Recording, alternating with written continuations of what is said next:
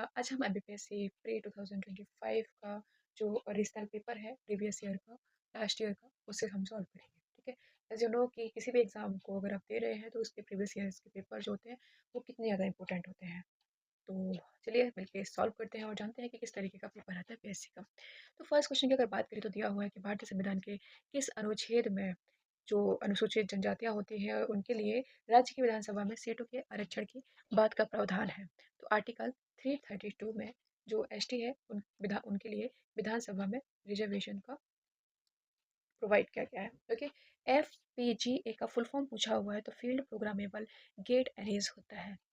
फिर इस तरीके के जो क्वेश्चंस आते हैं कि आपको 4 ऑप्शंस दे दिए गए और राइटर दे दिए गए, या मान लीजिए किनकी जगह पे नदियाँ दे दी गई, उनका उद्गम स्थान पूछ लिया गया, है ना? तो इस टाइप के अगर क्वेश्चंस आते हैं तो अगर आपको 1 भी या 2 भी ऑप्शंस का आंसर्स पता है तो आप इज़िली एलिमिनेट करके इन आंसर्स को राइट कर सकते हैं। जैसे कि मैं कहूँ कि अगर मुझे पता है कि दाभड़ेकर के जो राइटर है वो बेरियर एल्विन है, ठीक है? और द भील्स के जो राइटर है वो टीवी नायक है। अब देख लेते हैं कि भाई 4th का फर्स्ट ऑप्शन किसमें दिया गया? अब देखो पहले ऑप्शन मिल गया कि 4th का जो ऑप्शन है वो 1 करेक्ट है, तो आंसर कौन सा करेक्ट होगा? ए हो जाएगा, ठीक है? मतलब आपको फिर टाइम वेस्ट करने की और ज़्यादा दिमाग लगाने की ज़रूरत ही नहीं है इस तरह के क्वेश्चंस में। अब ये क्वेश्चन भी देखिए, ये क्वेश्चन आप किस तरीके से सॉल्व करोगे अगर ऐसा आ जाता है तो। इससे पूछा हुआ कि जो पीआर श्रीजेश थे, उनको अपने करियर में कौन-सा पुरस्कार नहीं मिला। अब देखिए एक प्लेयर है ना? अब द्रोणाचार्य अगर आपको पुरस्कार पता हो तो ये कोच को दिया जाता है, तो यही पुरस्कार नहीं मिला होगा, बाकी 3 मिले होंगे। मतलब ये मेरा आइडिया था क्वेश्चन को सॉल्व करने का। फिर दिया हुआ है राष्ट्रीय ई गवर्नेंस योजना के तहत मिशन मोड परियोजनाओं का सार संग्रह संग्रह लिखा हुआ है, क्या कहलाता है? तो ये सारांश कहलाता है। ठीक है। ये तो बहुत ज़्यादा ईजी है। फेसबुक की स्थापना किसने की थी? मार्क जुकरबर्ग ने की थी। अब यहाँ पे प्रोटनर नहीं, ये गार्टनर लिखा हुआ, क्या लिखा हुआ? गार्टनर। जब आप पढ़ते हैं साइंस एंड टेक्नोलॉजी वाली जो यूनिट है तो उसमें सिलेबस में ऑलरेडी मेंशन है, तो आप ये जरूर पढ़ेंगे, है ना? तो ये होता है कि जब आपको कोई सूचना मिलती है फिर आप उसमें बातचीत करते हैं, फिर लेन देन होता है, फिर जाके परिवर्तन होता है।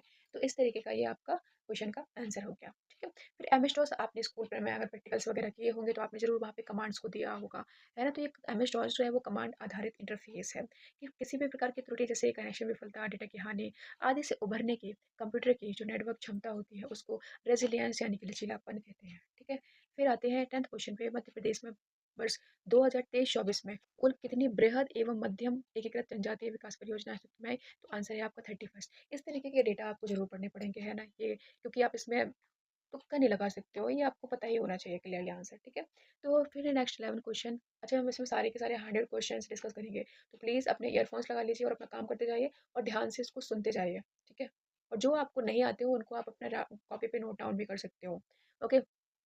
तो निम्नलिखित में से कौन सी पुस्तक है जो केशव दास द्वारा नहीं लिखी गई है? तो वो है आपकी राम रसायन। बाकी आपने कवि प्रिया, रामचंद्र इन दोनों का नाम तो बहुत अच्छे से सुना ही होगा।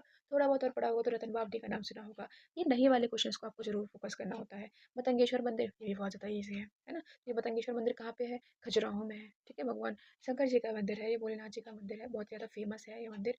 ओके। 13 क्वेश्चन है कि राज शेखर द्वारा फिर से नहीं लिखी हुई है, तो आपको पीएससी के लिए राइटर्स प्लस उनकी जो बुक्स हैं वो जरूर पढ़ के जाना है। ठीक है। तो इसका आंसर जो हो जाता है वो आपका है प्रबंध चिंतामणि। ओके। फिर आ जाता है 14 क्वेश्चन। मनसुखा जो है वो कहाँ का है? तो ये बघेलखंड का है ना? ये भी मतलब आप थोड़ा बहुत ही पढ़ोगे तो आपको मिल जाएगा आंसर। बघेलखंड के जो सॉरी ये बघेलखंड है, ये आलाखंड है। यहाँ पे क्या लिखा हुआ है? आलाखंड है। यहाँ पे क्या है? ये है आलाखंड, है ना? Sorry for the mistake. आलाखंड के राइटर पूछे हुए हैं यहाँ पे। तो आलाखंड के जो राइटर हैं वो कौन है? आपके जगनिक है। ये भी थोड़ा सा क्या है, मैं टेक्स्ट में चेंज करती हूँ ना तो ये चेंज हो जाते हैं, सो सॉरी फॉर दैट, है ना? तो आलाखंड के जो लेखक है वो कौन है? जगनिक है। ओके। फिर आपका जो नेक्स्ट क्वेश्चन है दैट इज सेइंग कि जो शतकार्यवाद है किस दर्शन का मुख्य आधार है? ये हिस्ट्री यूनिट 1 का क्वेश्चन है। ठीक है। तो ये तो पढ़ना पड़ेगा आपको, है ना? तो ये सांख्य दर्शन का है। किसका है ये? सांख्य दर्शन का। Okay. Sankhya Darshan is correct.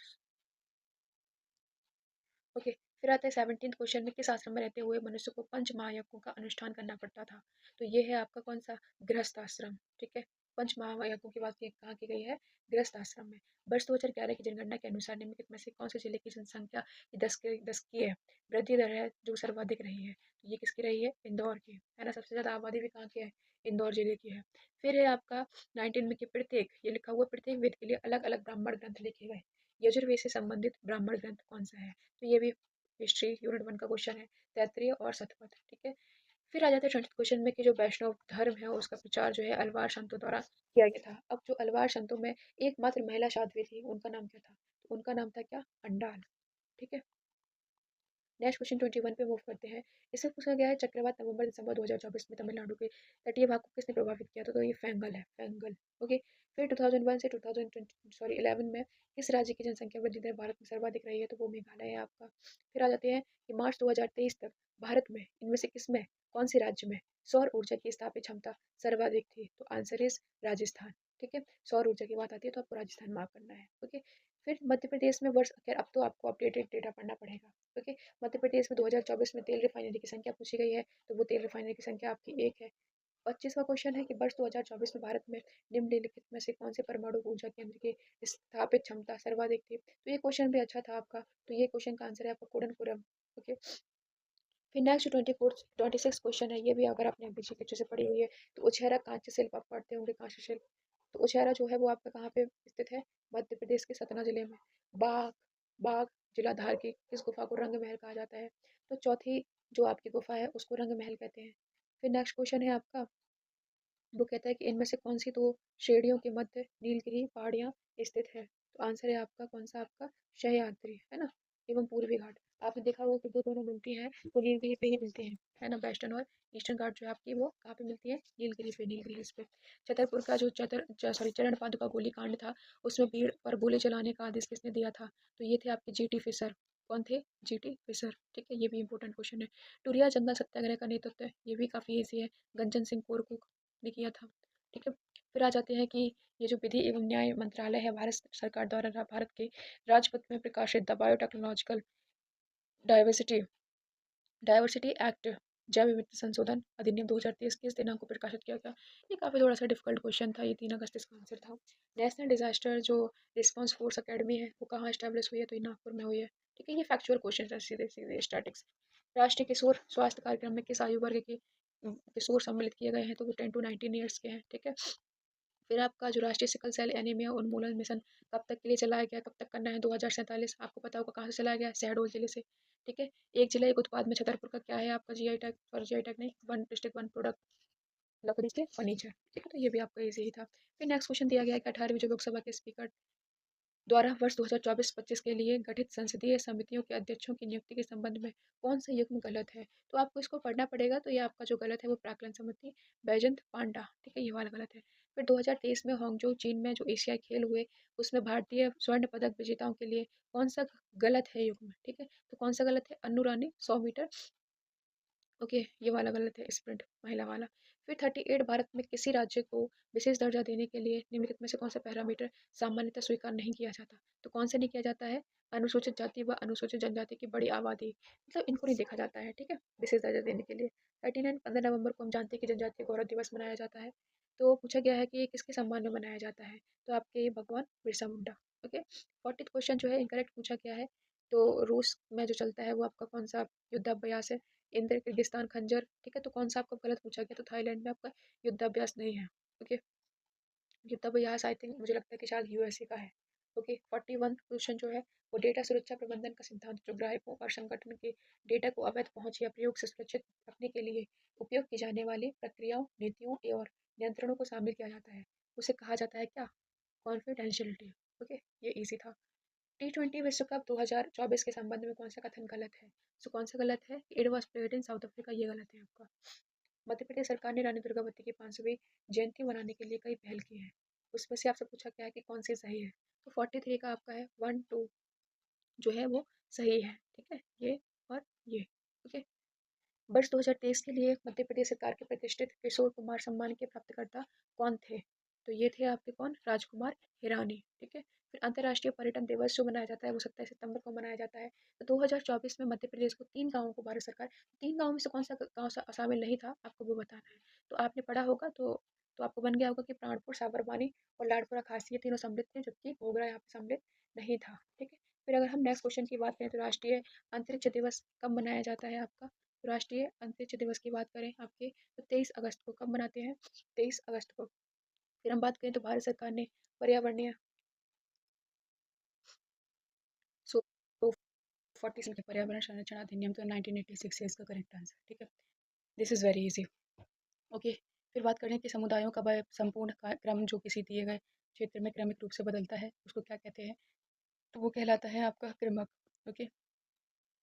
फिर बोलते हैं कि मध्य प्रदेश में वित्तीय वर्ष 2011-12 से 2023-24 तक का चालू कीमतों पर प्रति व्यक्ति आय कितनी बढ़ी है? तो नियरली फोर फोल्ड यानी कि 4 गुना। ओके। भारतीय पेट्रोलियम संस्थान कहाँ स्थित है? तो ये है आपका देहरादून में। ठीक है। फिर अगर हम लोग बात करें तो 51 के क्वेश्चन की, तो एडोब फोटोशॉप जो है किस प्रकार के सामान्य एप्लीकेशन सॉफ्टवेयर का एक उदाहरण है? तो वो है आपका क्या? Multimedia software. ओके। ICMR राष्ट्रीय जनजातीय स्वास्थ्य अनुसंधान संस्थान जो है वो मध्य प्रदेश के किस शहर में है? तो वो है आपका जबलपुर में। ठीक है। तो जनजातीय वर्ग के विद्यार्थियों को शंकर साय और दुर्गा रानी दुर्गावती पुरस्कार योजना दिए जाने का उद्देश्य है। तो ये है आपका 10th और 12th वाला। ठीक है। दिनांक 23/12/2017 से आधार अनुदान योजना इस जनजातीय समुदाय के जनजातीय समुदाय के कुपोषण है यहाँ पे। ठीक है। कुपोषण को दूर करने की योजना है। तो ये है आपके विशेष जो पिछड़े जनजातीय समुदाय होते हैं उनके लिए। फिर एक मेलवेयर जो एक विशेष वेब सॉफ्टवेयर की तरह दिखता है और करवा देता है, तो यह काफ़ी हद तक वायरस या वर्म की तरह काम करता है। तो ये है आपका क्या? ट्रोजन। ओके। भारतीय संविधान के किस अनुच्छेद में राष्ट्रपति राज्य विशेष के लिए अनुसूचित जनजातीय समुदायों के लिए लोक अधिसूचना? तो ये क्वेश्चन थोड़ा सा कट हो गया। इसमें पूछा गया कि जो राष्ट्रपति है वो अनुसूचित जनजातीय समुदायों के लिए लोक अधिसूचना इस आर्टिकल के अंतर्गत करते हैं। तो वो आर्टिकल 342 है। ठीक है। फिर है आपका कि भारतीय संविधान के किस अनुच्छेद के अंतर्गत राष्ट्रपति राज्य विशेष के लिए अनुसूचित जनजातीय समुदायों के लिए यहाँ पे आपका अधिसूचना जारी करते हैं। तो वो भी आपका आर्टिकल 342 है। अच्छा, रुकिए यहाँ पे ये क्वेश्चन रिपीट हो गया है आपका 56 क्वेश्चन। ठीक है। तो ये आपका वही हो गया। फिर निम्नलिखित में से कौन सा जो गैर लाभकारी संगठन है भारत में रोबोटिक्स और ऑटोमेशन में मानक स्थापित करने के लिए शीर्ष निकाय है? तो वैज्ञानिक और ऑटोमेशन पूछा गया है यहाँ पे। आप लोग इसे करेक्ट कर लीजिएगा, है ना। ये है आपका AICRA। यहाँ पे क्या है? क्या है? AICRA। ओके। AICRA यानी कि all India council for robotics and automation. ठीक। फिर हम लोग अगर बात करें तो 58 क्वेश्चन के वर्ष 2021-22 में इनमें से कौन सा राज्य देश में क्षेत्रफल में द्वितीय और दालों के प्रथम के उत्पादन में प्रथम स्थान था? तो ये देखिए मध्य प्रदेश। अभी 2026 का भी जो आपने पेपर देखा होगा ना, उसमें भी दालों का पूछा गया था, है ना। और उसमें मुझे लगता है कि मध्य प्रदेश का द्वितीय स्थान पूछा गया था। ऐसा कुछ मतलब दालों के ही उसमें क्वेश्चन था। ठीक है। या फिर आई थिंक मैंगनीज के ऊपर था कोई। तो मतलब रैंकिंग वाले क्वेश्चन जो है वो हमेशा आते हैं, तो आपको अच्छी तरीके से पढ़ के जाना है। सारे खनिज की रैंकिंग और मध्य प्रदेश के ऊपर पिच में, और प्लस आपका ये जो फसलें होती हैं इनके लिए। मध्य प्रदेश में काली मिट्टी के संबंध में कौन सा कथन सही नहीं है, ये बताना है ब्लैक सॉइल के लिए, काली मिट्टी के लिए। ठीक है। तो ये है आपका किस मिट्टी में नाइट्रोजन फॉस्फोरस जैव पदार्थों की अधिकता होती है? ये वाला आपका इनकरेक्ट है। ठीक है। फिर 60 क्वेश्चन जो है मैग्नीज के संबंध में निम्नलिखित कथनों को पढ़िए, तो कौन सा इसमें से सही उत्तर है वो आपको बताना है। तो 2, 3, 4 आर करेक्ट, है ना। 2, 3, 4, 2, 3, 4। देखिए ये जो आंसर राइटिंग है ना, मतलब सॉरी आंसर राइटिंग नहीं, ये जो आंसर्स है ना वो आप पूर्णतः सही मान सकते हैं। क्यों? जस्ट बिकॉज ये मैंने आपकी जो ओरिजिनल आंसर की है उससे मैच करके बताया है। ठीक है। तो इसमें डाउट मत करिएगा। अगर हाँ फिर भी अगर आपको एक तो गलत लग जाते हैं तो प्लीज़ आप मुझे कमेंट्स में करके जरूर बता सकते हैं। अदरवाइज मैंने तो उसको मतलब दोबारा से भी चेक किया हुआ है। तो मेरी यही कोशिश है कि आप तक पूरा एक सही कंटेंट अवेल कराया जाए। फिर इसमें बोला गया कि ISFR 2021 के अनुसार मध्य प्रदेश में से इनमें से कौन से जिले में वन आवरण जो है वो 10% से कम है? तो वो है आपका भिंड। भारतीय संविधान के अनुच्छेद 338 के अंतर्गत निम्नलिखित में से किस आयोग के गठन की बात की गई है? तो वो बात की गई है national commission for schedule caste. ठीक है। National commission for schedule caste. मुख्यमंत्री लाडली बहना योजना जो पूरे मध्य प्रदेश में क्रियान्वित की गई है का उद्देश्य आर्थिक सशक्तिकरण के अतिरिक्त निम्न भी है। तो वो है आपका विमेंस हेल्थ एंड न्यूट्रिशन, महिलाओं के स्वास्थ्य एवं पोषण। फिर 64th क्वेश्चन जो है वो 30/4/1977 से 23/6/1977 के दौरान जब मध्य प्रदेश में राष्ट्रपति शासन लागू हुआ था, तो उस टाइम पे राज्यपाल कौन थे? तो उस टाइम पे राज्यपाल थे डॉक्टर सत्यनारायण सिन्हा। क्योंकि याद रखेंगे। 65वां क्वेश्चन जो है वो निम्नलिखित राज्यपालों में किसका कार्यकाल सबसे छोटा रहा? तो ये थे आपके पट्टाभी सीतारमैया। ठीक है। तो आपको राज्यपाल वाला टॉपिक जो है वो अच्छे तरीके से पढ़ लेना है। प्लस जो आपके शेड्यूल कास्ट का जो नेशनल कमीशन है प्लस जो एसटी का है, इन दोनों को भी बहुत अच्छे से पढ़ के जाना है। मतलब ये टॉपिक्स ऐसे हैं जिसमें 110% आपके क्वेश्चन पूछे ही जाते हैं। 66 क्वेश्चन पूछा गया कि राज्य पुनर्गठन जो अधिनियम था 1956 के अनुसार कितने राज्य और केंद्र शासित प्रदेश बनाए गए थे? ये बहुत इजी था, 14 राज्य और 6 केंद्र शासित प्रदेश। 67 क्वेश्चन 6 अप्रैल 1930 की तिथि भारत के इतिहास में अच्छी तरह जानी जाती है। क्यों? क्योंकि क्या है इसका करेक्ट आंसर? कि महात्मा गांधी द्वारा दांडी यात्रा से मुस्लिम लीग ने सीधी कार्यवाही करने की घोषणा की 16 अगस्त 1946 को। ठीक है। फिर आ जाता है आपका जो बाकरकर थे उन्होंने भीमबेटका के शिलाश्रयों की खोज कब की? तो 57-58। ये बड़ा इजी था। कांची का कैलाश मंदिर किस शैली में बना हुआ है? तो ये आपकी राज सिम्हा शैली, राज सिम्हा है। ठीक है। इसको आप लोग इस तरीके से लिख लीजिएगा, दाँत सीमा शैली। फिर 71st जो क्वेश्चन है वो उसमें देखिए फिर से आ गए आपके इस तरह के क्वेश्चन, मतलब इस तरीके के आपको 4 से 5 क्वेश्चन जो हैं वो आपको आपके क्वेश्चन पेपर में मिल ही जाएँगे। इसमें एक टाइम आप एक मतलब एक साइड आपका खनिज और दूसरी साइड आपको प्रमुख क्षेत्र दिए हुए हैं। तांबा, हीरा, स्लेट और बॉक्साइट, ठीक है? तो इसमें से आपको बताना है कि खनिज जो है वो कहाँ पे, मतलब खदानें जो है उनके जो माइंस हैं वो कहाँ पे मुख्यतः पाई जाती है। तो आपको पता होगा जैसे कि हीरा के लिए, है ना? हीरा के लिए क्या फ़ेमस है आपका डायमंड के लिए? मंदसौर, शहडोल, बेहर या फिर हिनौता। तो हिनौता फ़ेमस है ना? यानी कि ये देखिए आपको 3, 4, 1, 2 तांबा किसके लिए हो गया? बेहर के लिए, हीरा हो गया हिनौता के लिए, स्लेट हो गया मंदसौर के लिए और बॉक्साइट हो गया आपका शहडोल के लिए। फिर किस उपनिषद में याज्ञवल्क्य का जो गार्गी का प्रसिद्ध संवाद, यूनिट 1 का क्वेश्चन अगेन, तो ये बृहदारण्यक उपनिषद। देखो ये वाली जो यूनिट है ना, इसको आप पढ़ोगे तो आपको पक्का मतलब क्वेश्चन मिल जाएँगे। ये कैसी यूनिट है? मतलब पढ़ने में आपको देखने में सिलेबस ऐसा लगेगा कि यार पता नहीं क्या है, बट आप जो पढ़ोगे ना आपको वही एग्ज़ाम में मिल जाएगा। ये मैं आपको श्योरिटी के साथ बोल सकती हूँ। ठीक है? तो फिर मैं अगर कहूँ कि आपका फिर से अगर ये क्वेश्चन आ गए हैं, है ना? सीमेंट उद्योग और जिला के लिए पूछा गया है, तो इसका फर्स्ट करेक्ट आंसर है दमोह, मालनपुर। ओके, फिर भिंड आपका सॉरी, दमोह का हो गया आपका नरसिंहगढ़, भिंड का मालनपुर हो गया, ठीक है? भिंड मालनपुर अगर आपने नाम सुना हो साथ में होते हैं। फिर सतना मैयर में आता है आपका मुरैना बामौर, ठीक है? ये हो गया। फिर 74th क्वेश्चन की बात करें तो सिंगरौली जिले के बरगवा।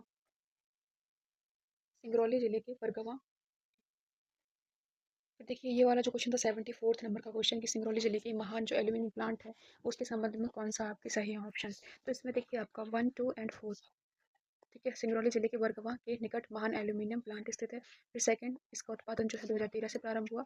फिर फोर्थ, स्मेल्टिंग के लिए फूड तकनीक का उपयोग किया जाता है। 1, 2, 4 आर करेक्ट हियर, ठीक है? फिर छिंदवाड़ा जिले के पातालकोट क्षेत्र में कौन सी जनजाति का बाहुल्य है? फिर ये है आपकी भारिया जनजाति, छिंदवाड़ा जिले के पातालकोटी, तो ये बहुत ईजी है। फिर पीबीटीसी जो है इसमें कौन से नहीं आते, तो ये भी बहुत मतलब बहुत ईजी है। अमरू हो गया। 77th का 2024 के पद्म भूषण विभूषण पुरस्कार के प्राप्तकर्ता कौन नहीं है? तो ये आपको पढ़ के ही जाना है, ठीक है? ऐसे क्वेश्चन जो है वो आपको पढ़ के ही जाना है। तो इसका आंसर है श्री ए आर रहमान, ठीक है? फिर आ जाते हैं 78th पे। जैसे बोला गया है कि मध्य प्रदेश की जो जलवायु के संबंध में कौन सा सही उत्तर है वो बताना है आपको, है ना? तो आपका करेक्ट होगा 1, 3 एंड 4, 1, 3 एंड 4। प्रदेश में अधिकांश वर्षा मानसून से होती है, ठीक है? प्रदेश में मानसूनी वर्षा के वितरण पर समुद्र से दूरी का भी प्रभाव पड़ता है। फिर फोर्थ वाला हो जाएगा पचमढ़ी में ग्रीष्मकाल में तापमान समुद्र तल से ऊंचाई से संबंधित है। फिर 79th का देखोगे आप तो इस साइड एक साइड आपकी नदी है और एक साइड में स्थान हो गया आपका, तो जो बेतवा है आपकी वो कहाँ से निकलती है ना? ताप्ती है, ताप्ती मुल्ताई है ना? क्षिप्रा हो गया जो आपका। फिर इसी तरीके से जो बेनगंगा है वो बालाघाट हो गया, ठीक है? तो ये आपका कौन सा करेक्ट होगा? फोर्थ नंबर का डी देख लीजिए। बेतवा, ओरछा, ठीक है? ताप्ती, मुल्ताई, क्षिप्रा, उज्जैन, वैनगंगा, बालाघाट, बालाघाट। तो ये काफ़ी हो जाते हैं। फिर 6 से 14 वर्ष तक के बच्चों के लिए निःशुल्क एवं अनिवार्य शिक्षा को कौन से संविधान संशोधन द्वारा किया गया था? ये 86th कॉन्स्टिट्यूशन अमेंडमेंट 2002। ओके, फिर हम लोग 81st क्वेश्चन की बात करें तो भारतीय संविधान के संदर्भ में आधारभूत जो ढांचा है संविधान का प्रतिपादन सर्वप्रथम निम्नलिखित में से किस मामले में किया गया था? तो ये है आपका केशवानंद भारती केस, जो कि बहुत ज़्यादा फेमस रहा है ना अपने टाइम में, और आज भी इसका भी बहुत महत्व है, ठीक है? वर्तमान समय में अगर बात करें तो भारतीय संविधान में संपत्ति के अधिकार को किस रूप में स्वीकार किया गया? तो इट्स अ लीगल राइट, है ना? कानूनी अधिकार है ये। उच्चतम न्यायालयों और जो मतलब सुप्रीम कोर्ट, जो हाई कोर्ट है के न्यायाधीश जो होते हैं, जजेस होते हैं, उनकी नियुक्तियों के प्रावधानों को भारतीय संविधान में, है ना, पूछा गया है कि कमेटी कौन सी कमेटी के अंतर्गत 1945 के प्रकाशित अनुशंसाओं को ध्यान में रखते हुए समाविष्ट किया गया है? तो वो किया गया है आपके सप्रू, यानी कि सर तेज बहादुर सप्रू के मतलब उसमें अंडर पे, ठीक है? फिर कथन एक और दो दिए गए हैं, इसमें से बताना है कौन मतलब सही है कौन गलत है। संविधान सभा की पहली बैठक 9 दिसंबर 1946 को हुई थी। जी हाँ, बिल्कुल सही है ये बात तो, ठीक है? फिर जवाहरलाल नेहरू को संविधान सभा में आमंत्रित नहीं किया गया था, है ना? ये कुछ है क्या भाई? ऐसा नहीं है, तो कथन एक सही है लेकिन कथन दो गलत है। भारत के राष्ट्रपति पर महाभियोग कौन लगा सकता है? मतलब लगाने पर निम्नलिखित में से किस आधार पर लगाया जा सकता है? तो संविधान का उल्लंघन करने पर सिर्फ लगाया जाता है, अदरवाइज आप किसी भी कंडीशन पे उन पे महाभियोग नहीं लगा सकते हो, ठीक है? फिर बात करें तो इनमें से कौन सा जो राज्य है वो इसके निक्षेपित भंडार में प्रथम स्थान पर था 2020-21 में पूछा गया है, तो वो है आपका कर्नाटक। फिर आपसे पूछा गया है कि दक्षिणी दोलन इनमें से कौन से दो महासागरों के मध्य दोलन प्रतिरूप है? तो वो है आपका कौन सा? पैसिफिक एंड इंडियन ओशन, यानी कि प्रशांत और हिंद महासागर। वर्ष 2021 में भारत के कौन से राज्य में वन क्षेत्र सर्वाधिक था?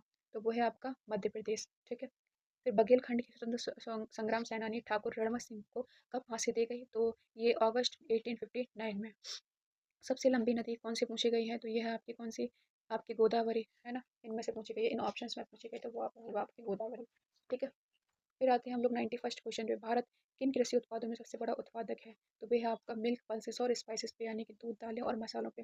वित्तीय वर्ष 2023-24 में भारत के कुल व्यापार घाटे को कम करने में किस क्षेत्र ने महत्वपूर्ण भूमिका निभाई? तो यह है आपका सर्विस एक्सपोर्ट, यानी कि सेवा निर्यात। मौद्रिक नीति का मुख्य उद्देश्य क्या है? तो उद्देश्य है आपका क्या कि maintain price stability while ensuring economic growth, यानी कि मूल्य स्थिरता बनाए रखना और आर्थिक वृद्धि सुनिश्चित करना। वर्ष 17-18 के लिए मैं भारत के किस राज्य में विनिर्माण क्षेत्र में पूंजी गहनता सबसे अधिक है? तो वो है आपका मध्य प्रदेश, ठीक है। निम्नलिखित में से कौन सी महाराष्ट्र की सबसे छोटी, ये तो मतलब बच्चों वाला सवाल, स्टूपिड है इसका आंसर। फिर 90, अगर हम 96 पे आ जाएँ, तो उद्यम क्रांति जो योजना है उसका मुख्य उद्देश्य क्या है? तो वो है आपका कि स्वरोजगार के लिए गारंटी रहित ऋण प्रदान करना। 2023-24 में मध्य प्रदेश में सबसे अधिक उत्पादकता वाली सब्जी कौन सी पाई जाती है? तो वो है आपकी टोमेटो, टमाटर। 2020 में एसडीजी इंडिया इंडेक्स तो 3.0 में मध्य प्रदेश का समग्र एसडीजी स्कोर कितना था? तो एसडीजी वाला क्वेश्चन, मतलब एसडीजी वाला टॉपिक आपको पढ़ के ही जाना है। मतलब 1 से 2 क्वेश्चन आपको मिलेंगे पक्के से। तो 62 रैंक था यहाँ पे, 62 स्कोर था, सॉरी। 2023-24 में पूछा गया कि मध्य प्रदेश सरकार के कुल व्यय बजट का कितना प्रतिशत शिक्षा के क्षेत्र में? तो शिक्षा के क्षेत्र में 12.22%। फिर राष्ट्रीय पृथ्वी विज्ञान अध्ययन केंद्र जो है किस राज्य में स्थित है? तो वो है आपका केरला में स्थित है ना। तो इस तरीके से हमने पूरे आपके एमपीपीएससी प्री, है ना, 2025 के 2025 के हमने पूरे के पूरे 100 क्वेश्चन सॉल्व किए हैं, ठीक है। तो इसी तरीके से आपको और भी एग्जाम ओरिएंटेड कंटेंट चाहिए हो तो प्लीज़ मेरे चैनल को लाइक शेयर एंड सब्सक्राइब करें और अपने फ्रेंड्स के साथ में शेयर करना बिल्कुल भी ना भूलें। Okay, thank you so much, bye bye. इसका रिवीजन करिए 2 से 3 बार, है ना, बहुत जरूरी है। इस टाइप के क्वेश्चन आपको एक आइडिया लग जाता है प्रीवियस ईयर के पेपर सॉल्व करके कि किस टाइप के क्वेश्चन जो हैं वो एग्जाम में आपके बनने वाले हैं, ठीक है। तो 3 से 4 बार इसको जरूर से सुनिए, देखिए और अपने नोट्स को मेंटेन करिए। ओके।